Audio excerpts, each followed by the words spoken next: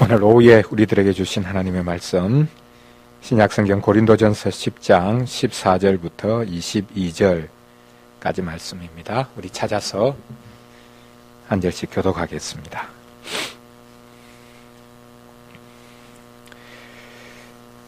고린도전서 10장 14절부터 22절까지 말씀 교독하겠습니다. 그런즉 내 사랑하는 자들아 우상 숭배하는 일을 피하라.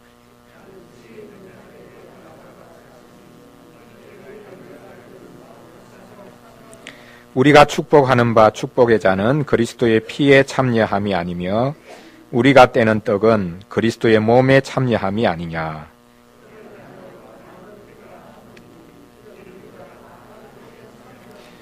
육신을 따라 난 이스라엘을 보라. 제물을 먹는 자들이 제단에 참여하는 자들이 아니냐.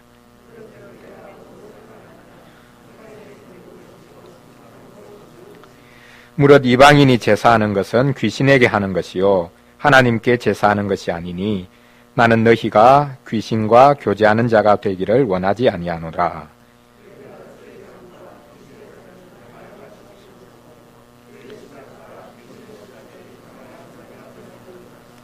그러면 우리가 주를 노여워하시게 하겠느냐? 우리가 주보다 강한 자냐? 아멘.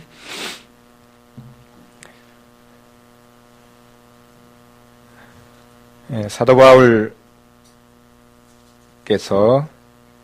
고린도 교회에게 편지를 합니다. 우상 숭배하는 일을 피하라 라고 언급하고 있습니다. 오늘 말씀을 우리가 같이 읽었는데 이제 하나님의 백성은 우상 숭배하는 자리에 참여할 수 없다.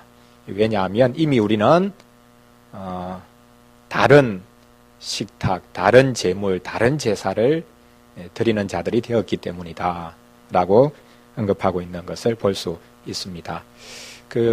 다른 방식으로 표현을 하면 우리는 하나님을 섬기고 하나님을 예배하고 하나님께서 그리스도를 통해서 베푸신 식탁에 참여해서 거기서 교제를 누리고 있기 때문에 우상을 섬기고 우상의 제물 앞에서 절하고 또 우상의 제물을 먹는 자리에 설 수 없다. 왜냐하면 이미 우리는 교제권이 전혀 다르기 때문이다. 하나님과 교제하고 하나님의 식탁에서 성도들이 같이 교제하고 그 식탁에서 먹고 마시기 때문에 거기에서 교제하는 자들은 이 세상에서 우상 숭배하는 자들이 우상과 교제하고 우상의 식탁에서 또 우상 섬기는 자들과 같이 교제하는 그 자리에 참여할 수 없다.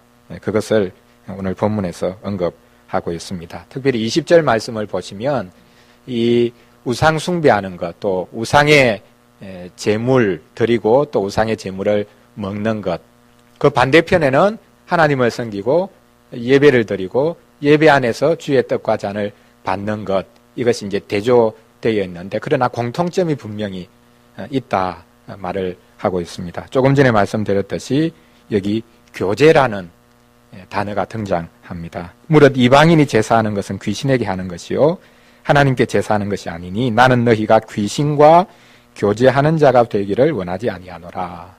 우리는 하나님과 교제하는 자다. 식탁에서 주님이 베푸신 그 거룩한 식탁에서 성도들이 같이 교제한다. 그래서 이것은 단순히 하나의 형식이 아니고 성례, 특별히 오늘 배울 내용 성례라는 것은 주님과 교제하는 것이다. 심지어는 이게 신비한 말로 들릴지 모르겠지만요, 주님과 하나 되는 의식이다. 사람이 하나님과 하나 될 수가 없지요. 그건 이제 신비주의라고 말을 하는데요. 중세교회에서 유행했던 게 이런 신비주의거든요. 그 말씀을 떠나서 하나님과 신비한 연합을 이룰 수 있다. 이제 그런 이야기를 했는데 실은 그런 측면이 분명히 있습니다. 하나님과 신자가 신비하게 연합하는 것. 그것이 어떻게 이루어지는가? 오늘 말씀에도 나오고 있지만 그것은 하나님께서 우리에게 베푸신 은혜의 방편인 성찬에 참여함으로 우리는 하나님과 하나 되어 간다. 하나님 그분의 성품에 참여하는 것이 된다. 그리고 그리스도 그분이 행하신 모든 것을 우리 것으로 삼게 되는 그 놀라운 복을 누릴 수 있다. 그래서 주님과 교제하고 주님의 상에서 교제하는 우리는 세상의 상에서, 그 세상의 상은 그냥 일반 식탁이 아니라 우상을 섬기는 그 자리에서 우상과 교제하고 우상을 섬기는 자들과 하나 되는 그 자리에 참여할 수가 없다. 그것을 여기서 언급하고 있습니다. 오늘 우리 웨스트민스터 진앙고백서 제27장 성례에 관해서 같이 한번 나누어 보려고 합니다. 이제 우리 종교개혁한 우리 개신교회가 이제 말씀 중심의 교회로 시작을 했는데 아쉽게도 성례가 약화되었습니다. 그런데 이제 어쨌든 말씀이 성례를 비추어주고 있기 때문에 말씀이 무엇보다 중요하죠. 그래서 순서적인 측면에서 보면 말씀, 성례입니다. 성례와 말씀일 수가 없고 말씀과 성례이지요. 그리고 이 두 가지가 다 동시에 어떤 말씀의 요소로 볼 수 있습니다. 이제 이 말씀, 첫 번째 말씀은 이제 설교라고 보면 설교가 눈에 보이는 말씀, 눈에 보이지 않는 말씀이고 성례는 눈에 보이지 않는 오직 귀에만 들리는 것을 우리의 눈에까지 보도록 심지어는 성찬은 맛보기까지 해주시는 말씀을 맛보게 해주시고 말씀을 우리 것으로 만들어주시는 자리가 이 성찬의 자리인데요. 이 두 가지가 실은 어쨌든 균형이 있어야 된다. 어느 것 하나라도 빠지면 실은 우리가 은혜의 자리에서 약해질 수 있다. 그것을 우리가 좀 명심할 필요가 있습니다. 그래서 지금 우리 개신교회에 있어서는 말씀뿐만 아니라 성례를 어떻게 제대로 회복할 것인가, 성경에서 가르치는 그대로 우리가 어떻게 이해하고 받음으로 우리의 삶을 풍성하게 하고 그리스도와 또 삼위 하나님과의 풍성한 교제의 자리로 나아가게 될 것인가, 이것이 아주 긴급한 그런 상황에 와 있는 것을 볼 수 있습니다. 하나님께서 우리에게 은혜를 주시는 유일한 방편은 딱 두 가지지요. 말씀과 성례입니다. 이것을 떠나서 우리가 하나님의 은혜를 받겠다고 만들어내는 다양한 요소이든지 또 프로그램이든지 그런 것들은 우리가 하나님보다 앞서려고 또 하나님보다 더 지혜로우려고 하는 길입니다. 그래서 하나님께서 우리에게 베풀어 주신 이 은혜의 방편, 그것은 오직 말씀과 성례다.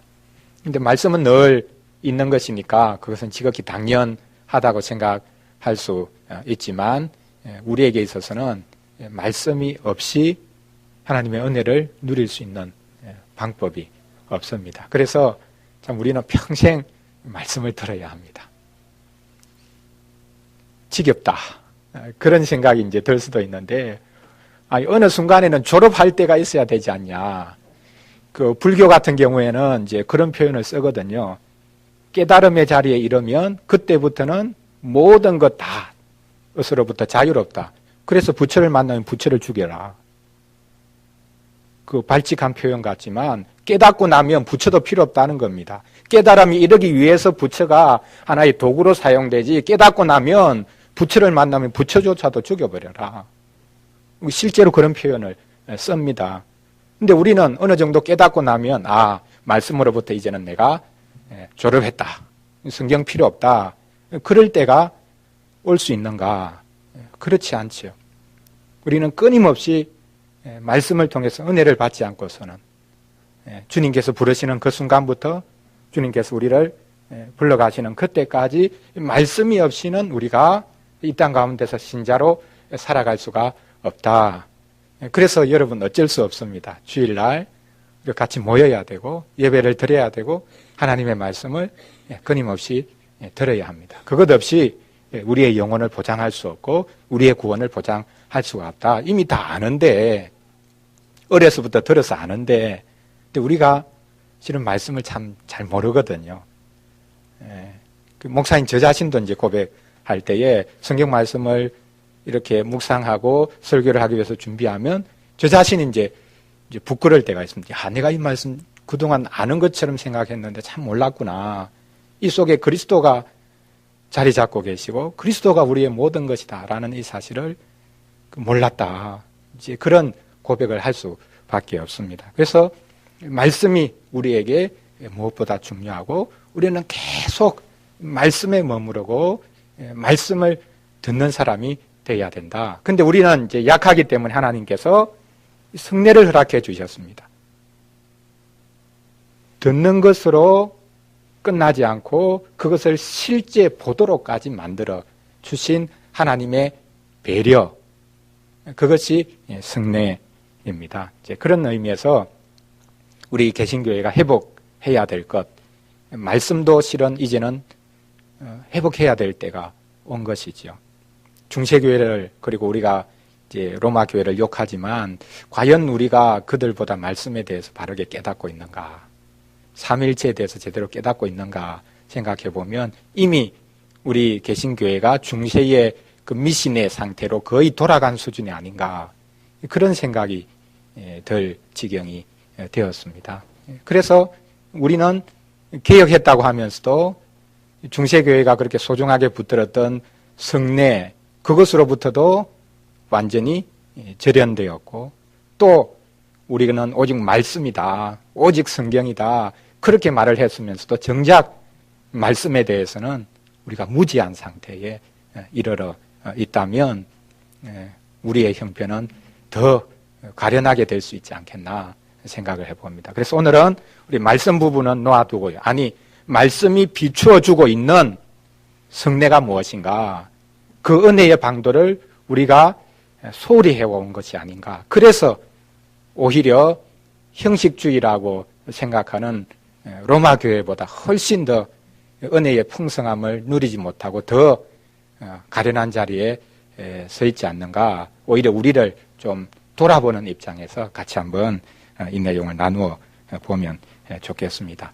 성례는 하나님께서 우리에게 주신 정말 중요한 은혜의 방도입니다. 말씀과 동일한, 그리고 말씀 그것을 온전하게 해주고 또 말씀 그것을 온전하게 적용해주는 그런 가장 복된 은혜의 방도인데요. 먼저 1항을 통해서 성례의 정의를 한번 살펴보겠습니다. 성례는 은혜 언약의 거룩한 표화인이며 하나님께서 직접 제정하셔서, 이 부분까지요. 성례가 무엇인가? 성례는 은혜 언약의 거룩한 표화인이다. 하나님께서 직접 제정하셨다. 물론 구약시대 하나님께서 직접 이제 제정하신 것을 이제 두 가지, 그것이 이제 신약시대 이제 세례와 성찬으로 이제 바뀌었다, 그렇게 우리는 믿는데요. 그 출애굽하면서 하나님께서 이스라엘 백성들에게 유월절을 행하라고 하셨고, 그 전에 하나님께서 아브라함을 부르셔서 언약 백성인 표를 이제 할례로 그렇게 허락을 해 주셨습니다. 그래서 할례와 유월절, 그것이 신약 시대에는 할례가 세례로 또 유월절이 성찬으로 그렇게 바뀌었다. 그래서 이 두 가지, 구약 시대 하나님께서 직접 제정하셨고 신약 시대는 예수님께서 성찬을 제정하시고 또 예수님께서 승천하시기 직전에 제자들에게 아버지와 아들과 성령의 이름으로 세례를 주라.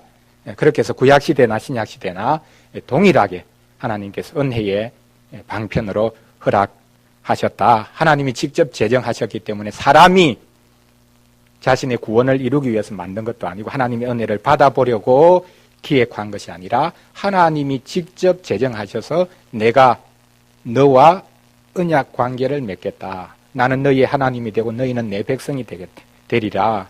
그리고 내가 너희들을 지속적으로 돌보고 인도하고 최종 구원의 자리까지 이르도록 하겠다라는 것을 하나님께서 약속하시면서 그것을 이루시기 위해서 우리로 하여금 그 약속을 바라보도록 하나님께서 주신 것, 우리의 눈에까지 보도록, 또 할례 같은 경우에는 심지어 어떻습니까?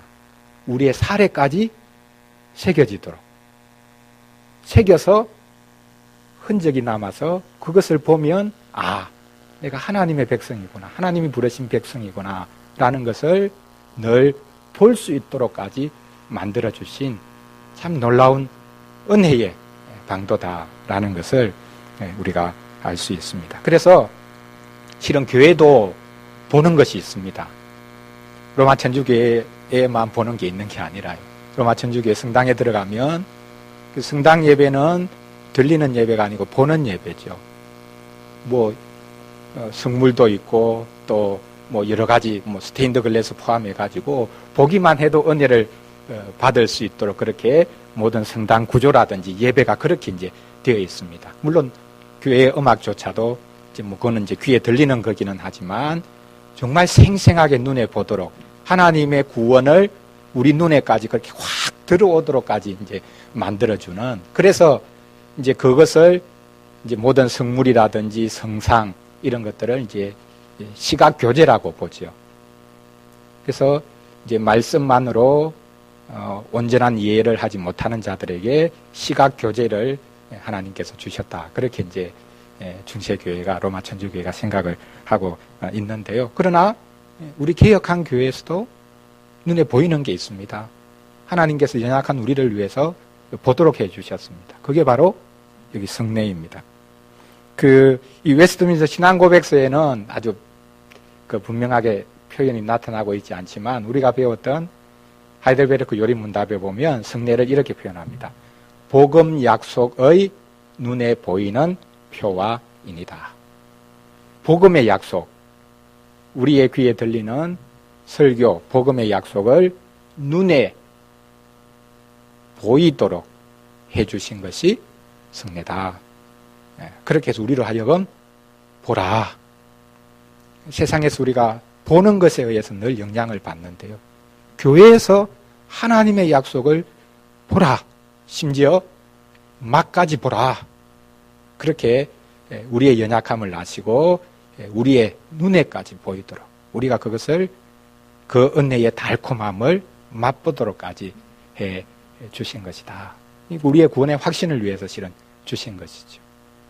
그러니까 우리는 실은 뭐 듣고 믿는 자이지만 또 듣고 난 다음에 하나님께서 그 못 믿겠냐? 그럼 보라. 그래서 우리는 또 볼 수 있습니다. 하나님의 약속을 우리에게 보도록까지 해주신 그 은혜의 방편을 우리가 무시한다면 우리에게 있어서 참 그것이 가련한 모습이 될 수밖에 없죠. 그래서 성례라는 것은 하나님이 친히 제정하신 것이다. 그리고 우리가 지속적으로 그것을 보고 연약한 우리가 다시금 하나님의 은혜를 사모하고 회복할 수 있도록 하나님께서 베풀어 주신 은혜로운 방도다.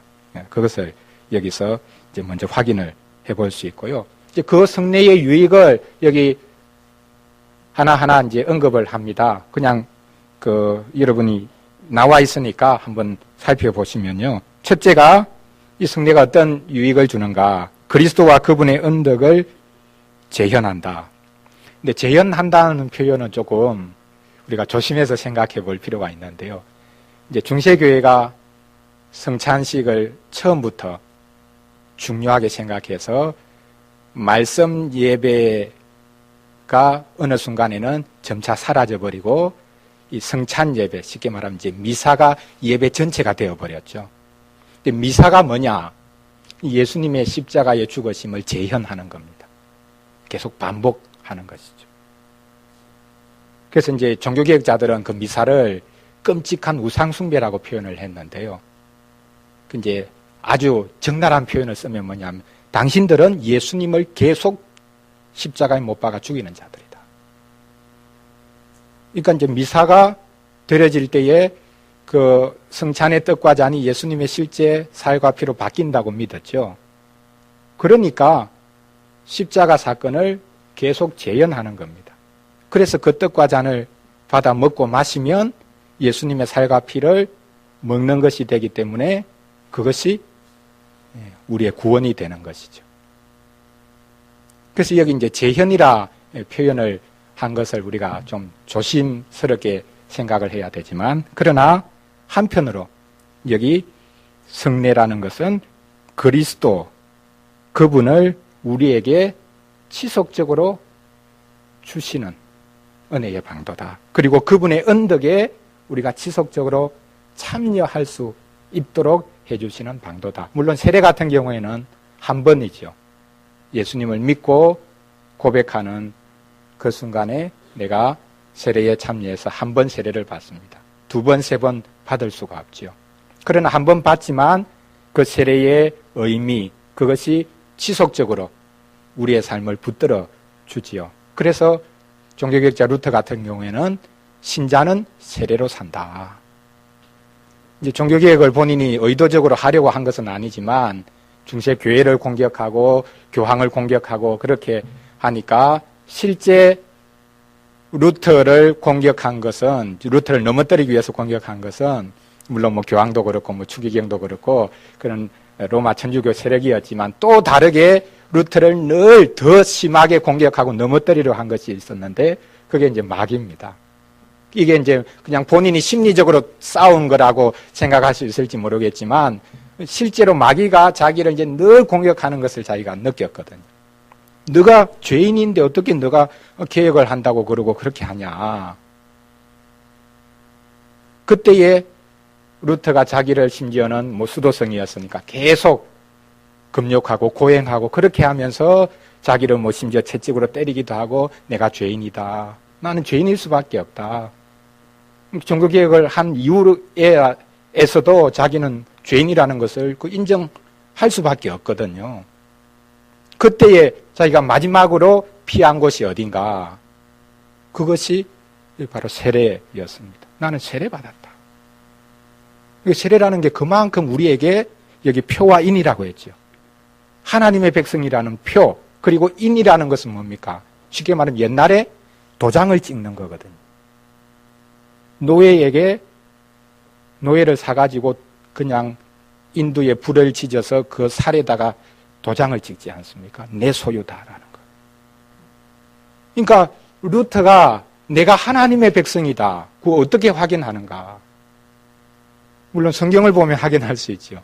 그런데 중세교회가 잘못된 미신에 치우쳤지만 이 세례의 의미 또 미사의 의미를 눈에 보이도록 하는 것, 물질적인 방식으로까지 분명하게 하나님의 은혜가 나타난 그 표를 가지고 있다는 그 중요성을 가르친 이것이 루터에게 있어서는 한편으로는 도움이 된 겁니다.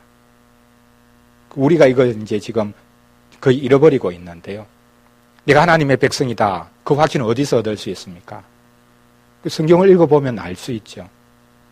그런데 성경을 읽으면서도 우리 마음속에 또 계속 성경에 대한 이해 때문에 의심이 왔다 갔다 합니다. 그때에 우리가 실은 갈 수 있는 곳이 어디냐? 세례라는 거죠. 나는 세례받았다. 그러니까 세례가 그만큼 중요한 겁니다. 세례를 잘 줘야 되고 세례받은 사람은 평생 의심의 순간에 또 심지어 자기가 연약해서 넘어질 때에 나는 하나님의 백성이 아닌가 보다. 나는 지옥에 떨어질 자인가 보다. 그런 생각이 들 때에 우리가 어디에 호소할 수 있는가? 아니다. 그래도 나는 세례받았다. 세례를 통해서 그리스도와 더불어 죽고 살아났다. 그래서 세례로 가면 모든 문제가 해결이 되는 겁니다. 구원의 확신이 새로워지고 내가 하나님의 백성이 맞구나. 그래서 여기에 그리스도와 그분의 언덕을 지속적으로 우리에게 새롭게 해주시고 회복시켜 주시는 자리가 바로 이 성례의 자리다. 그러니 우리가 이 성례를 성실하게 수행하고 또한 우리가 믿음으로 참여해야 되는 것 아니냐. 그렇게 이제 말을 하고 있는 것입니다. 두 번째 연결되어 있죠. 그분 안에 있는 우리의 권리를 확인하며 우리가 금방 읽었던 고린도전서 10장 16절 말씀에 우리는 그리스도의 몸, 그리스도의 피에 참여하는 자다. 그렇게 분명히 사도 바울이 언급하고 있습니다. 성찬에 참여할 때 우리는 그리스도 그분과 연합된다. 그분과 교제한다. 그래서 우리는 그분의 백성이다. 라는 것이 구체적으로 증거되고 확인되는 자리다. 내가 주님과 하나가 되었구나. 주님이 하신 그 모든 일이 나를 위한 일이었구나. 그 하이델베르크 요리문답에서는요, 성찬을 심지어 어떻게 표현을 하느냐 하면 29주일에 성찬에 참여할 때 그리스도께서 고난받으신 것, 그것을 우리가 기념하지요. 한편으로는. 그런데 이 성찬에 참여할 하게 되면 내가 동일하게 고난 받은 것처럼 된다. 그리고 그리스도께서 내 죄값을 치루어 주셨는데 성찬에 참여하게 되면 내 죄값이 온전히 치루어졌다 라는 것을 내가 그 순간 누리게 된다. 그러니까 심지어는 내가 스스로 고난을 다 당했다. 내가 당해야 될 고난을 다 당했다. 내가 치러야 될 죄값을 내가 다 치루었다. 그렇게 하는 자리가 된다는 것입니다. 뭐 그렇게 내가 죄 없다는 그런 의인의 마음으로 참여해야 된다 그런 의미가 아니고요. 성찬에 참여할 때 그리스도 그분과 하나 되기 때문에 그분이 하신 모든 게 내가 한 것이 된다는 것. 그 정도로 이 성례, 세례와 성찬은 그리스도와 하나 되는 실질적으로 그 유익을 우리가 누리는 복된 시간이다. 정말 그 중세교회가 가졌던 말처럼 신비한 것이죠. 그리스도와 하나 되는 그런 신비한 의식, 그것이 세례와 성찬이다. 그리고 세 번째, 이것은 이제 외부적인 것으로 나타나는 거죠. 교회에 속한 자들과 세상에 속한 나머지 사람들 사이에 있는 차이를 가시적으로 나타내며, 안 믿는 사람이 성찬에 참여할 수도 있습니다. 그 한국 교회가 이 성찬의 의미를 잘 가르치지도 않고 또 이제 대형 교회가 되다 보니까 성찬에 대해서 그냥 오늘 성찬식 있습니다 하면 누구든지 와서 그냥 성찬에 참여하는 겁니다. 심지어는 불신자도 나 그쪽 한번 먹어봐야 되겠다. 근데 앞에서 베푸는 분이 교인인지 아닌지도 모르거든요. 대형 교회가 되면. 그러니까 불신자가 그냥 성찬에 참여하는 겁니다. 그러면 그 불신자가 그 성찬의 유익을 누릴 수 있습니까? 동일한 것을 먹고 마시지만 믿음으로 참여하지 않으면 아무런 효력을 못 보거든요. 그러니까 참여하느냐 안 하느냐 그 외부적인 차이가 아니라 믿음으로 참여하는 자는 믿지 않는 자와 그 순간에 가시적으로 다 구분이 되는 것이죠. 하나님의 백성이라는 것, 내가 참여하는 것. 그래서 여러분 성찬식에는 그 되도록이면 빠지지 않고 참여해야 됩니다. 어떤 경우에는 내가 이번에는 성찬식 참여할 마음이 없다. 또 혹 이번에는 좀 너무 죄스러워서 내가 참여하지 못하겠다. 그 어떤 경우에 보니까요, 그 다른 사람하고 걸려 있는 그런 문제 때문에 어떤 분이 몇 년 동안 성찬식에 참여하지 못하는 것을 봤습니다. 나 같은 이런 모습으로는 성찬식 참여하면 안 된다.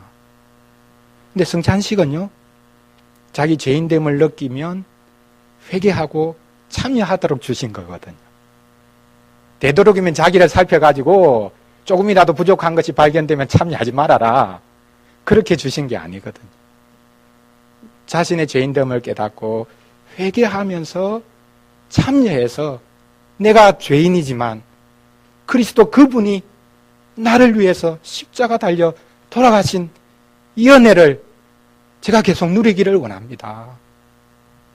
그래서 의인된 마음으로 나는 이번 주 좀 그래도 열심히 잘 살았으니까 이번 주는 내가 누구보다 떳떳하게 참여할 수 있다. 이런 마음이 아니라 내가 죄인이지만 주님께서 나를 위해서 베푸신 이 은혜가 필요하고 그분을 내가 꼭 먹고 마셔야 되겠다. 그분이 하신 모든 것이 나를 위한 것이 되고 나의 유익을 위해서 내가 이 성찬의 자리에 어쨌든 내가 참여해야 되겠다. 그런 마음으로 참여할 때에 정말 신비한 하나님의 그 은혜를 우리가 누릴 수 있는 것이죠. 그래서 성찬에 참여할 때 안 믿는 사람과 딱 구분이 된다. 가시적으로 그렇게 나누어진다. 천국 백성과 천국 백성이 아닌 자가 명확하게 갈리어지는 것. 그 예배 때는 설교 들을 때는 누구든지 참여할 수 있지 않습니까? 그때 천국 백성과 아닌 사람이 가시적으로 나뉘어지지 않거든요. 한 자리에 같이 앉아 있습니까? 물론 불가시적으로 나뉘어집니다. 믿음으로 받느냐, 설교도요. 믿음으로 받지 않을 때 믿음으로 받는 자에게는 천국이 열리고 믿는 마음으로 그 설교를 받지 않으면 그 사람에게는 지옥이 열리는 것이죠. 그러니까 천국 복음이 선포되는 그 순간에 천국도 열리고 지옥도 열립니다. 천국 백성과 지옥 백성이 그 순간에 딱 나뉘어집니다. 그러나 그는 우리 가시적으로 보이는 것은 아니거든요. 그러나 성찬식에는 천국 백성이 딱 드러나는 겁니다. 참여하는 자와 참여하지 않는 자, 참여할 수 없는 자, 물론 세례받은 자가 참여하기 때문에 세례와 성찬이 연결되는 것이죠. 그래서 가시적으로 성찬에 참여하는 이것이 내가 하나님 백성이다 라는 것이 딱 분명히 드러나는 시간이다. 공개적으로 드러나는 시간일 뿐만 아니라 내가 스스로 그것을 확인할 수 있는 시간이다. 그리고 이제 마지막으로 우리에게 이 성찬이 은혜로 베풀어 주시는 것이지만 또 우리가 주님께 고백하는 것이 있지요. 자기 말씀을 따라 그리스도 안에서 성도들이 하나님을 엄숙히 섬기게 하기 위한 것이다. 원래 이제 이 성례라는 말이 성경에는 없는 말이거든요. 라틴어로 이제 사크라멘툼이라고 부르는데 이 라틴어 용어는 당시 이제 일반 사회에서 쓰던 용어입니다. 특별히 이제 군대에서 이제 하급자가 상급자에게 충성할 때 충성의 말을 이제 포함하고 있는 말입니다. 그렇다면 이제 성례라는 이 용어는 내가 하나님의 백성입니다. 이제는 제가 세상에서 우상을 섬기고 우상에게 제 모든 것을 바치고 교제하던 그 자리에서 떠났으니 이제는 제가 하나님과 교제하고 또 다른 말로는 하나님께 충성하는 하나님의 백성이 되겠습니다. 그런 우리의 고백도 여기 분명히 이제 성례에 담겨 있죠. 세례에 참여할 때 이제부터는 제가 주님과 더불어 죽고 살아났으니 주님의 백성으로 살겠습니다. 이 세상 어디 있어든지 저는 주님을 고백하는 자로, 주님을 시인하는 자로 살겠습니다. 그 고백이 그 세례에 참여할 때 그 마음에 분명히 있어야 되는 것이죠. 평생의 고백, 평생의 충성의 고백이 실은 이제 세례의 자리이고요.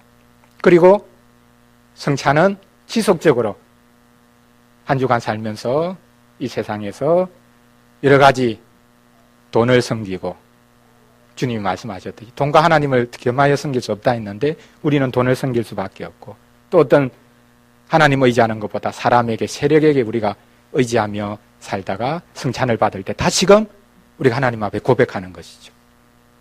주님께 제 충성을 바치겠습니다. 저는 주님의 백성입니다. 저는 주님의 것입니다.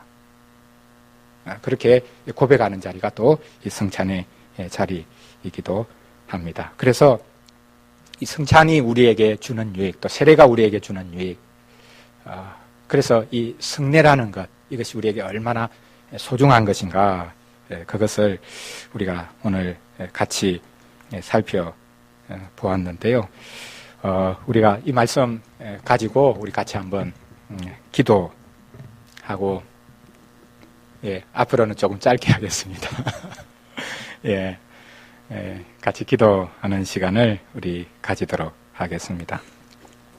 그 관련 성경 구절 있는데요. 그 갈라디아서 3장 27절 말씀 보면요. 세례를 어떻게 이제 사도 바울이 표현을 하느냐 하면요. 이 갈라디아 교회의 문제가 뭐였습니까? 예수님 믿는다고 하면서 은혜로 구원을 받았다고 하면서 자기 행위로 이 구원을 유지하려고 하는 사람들에게 너희가 은혜로 구원받았지 않느냐? 성령으로 시작했다가 육체로 마치겠냐?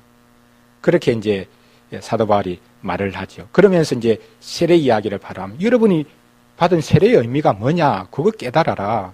세례는 그리스도와 합하기 위해서 받은 세례다. 그러니까 세례의 의미를 알면 여러분 자신이 스스로의 노력으로, 여러분의 업적으로, 여러분의 종교심으로 구원을 유지해봐야 되겠다, 완성해봐야 되겠다라고 생각하는 것이 얼마나 어리석은지 아느냐. 세례로 말미암아 여러분은 그리스도와 합해졌다, 하나가 됐다. 그리스도께서 하신 그 일이 지속적으로 여러분들에게 유익이 되고 여러분의 구원을 이루어가는 것이지 그분을 떠나서 여러분이 스스로 구원을 이룰 수 있는 것이 아니다. 그렇게 언급을 하고 있습니다. 그리고 오늘 우리가 읽었던 고린도전서 10장 말씀도 마찬가지죠. 성찬이 뭐냐? 그리스도와 합해지는 것이고 그리스도와 교제하는 것이다. 그래서 우리는 세례와 성찬으로 계속 사는 자다. 그리스도께서 우리와 하나 되고 그리스도의 그분의 언덕을 누리는 성찬, 세례, 그 의미만 제대로 알고 참여하면 우리의 구원은 실은 든든하다. 그게 말씀이 보여주는 거고 그게 말씀이 약속한 것이다. 그렇게 우리에게 말씀해 주고 있습니다. 우리 같이 기도하면서 우리가 연약해질 때마다 내가 세례받은 자다라는 것, 주님과 더불어 죽고 주님과 더불어 이미 살아난 자다라는 것을 다시금 확인하는 복을 허락해 주시기를 원합니다. 그리고 지속적으로 우리가 연약해질 때마다 교회를 통해서 하나님이 베풀어 주시는 성찬의 자리에 참여해서 다시금 회복되고 소성되고, 그래서 저는 성찬의 떡과 잔은 뭐 정말 작은 거 아닙니까? 그거 먹어서 뭐 배부른 것도 아니고 그거 먹어서 그냥 술 많이 마셔서 정말 기분이 좋아지고 하는 그런 상태가 되는 것도 아니거든요. 그러나 성찬의 떡과 잔, 이것을 정말 좀 세속적인 물질적인 방식으로 표현을 하면요, 제일 좋은 보약입니다. 이 세상에 어떤 보약보다 더 좋은 보약이 성찬의 떡과 잔이다. 그 믿음으로 내가 참여하면 우리의 몸까지도 어떤 경우에는 진짜 회복될 수 있는 보약과 같은 것이다. 우리의 영혼이 소성되는 것뿐만 아니라 성찬에 참여하면서, 이게 뭐 신비적인 이야기인지는 모르겠지만요, 성찬에 참여해서 실제 병이 나을 수도 있습니다. 우리가 그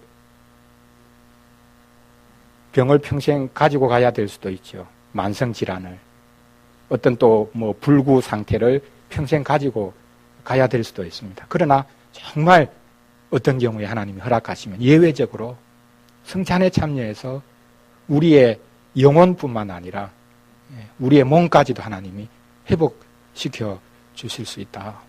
저는 그렇게 믿습니다.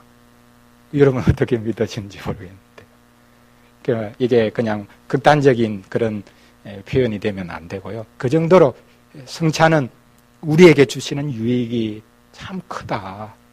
그래서 하나님께서 정말 겉으로 보면 대수롭지 않은 것인데 그냥 하나의 형식 같은데, 이것을 통해서 하나님께서는 우리에게 하나님이 약속해 주신 그 모든 약속을 우리의 것으로 만들어 주신다.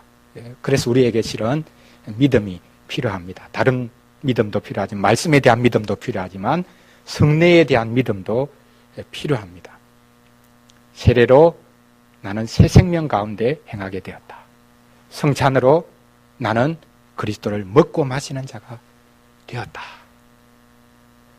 우리가 이 효과를, 또 이 은혜를 누릴 수 있도록 하나님 우리 교회에 이 말씀에 대한, 또 이 성례에 대한 분명한 깨달음, 그리고 가면 갈수록 더 풍성히 누리는 은혜가 있도록 도와주시기를 원합니다. 같이 우리 기도하고 마치겠습니다.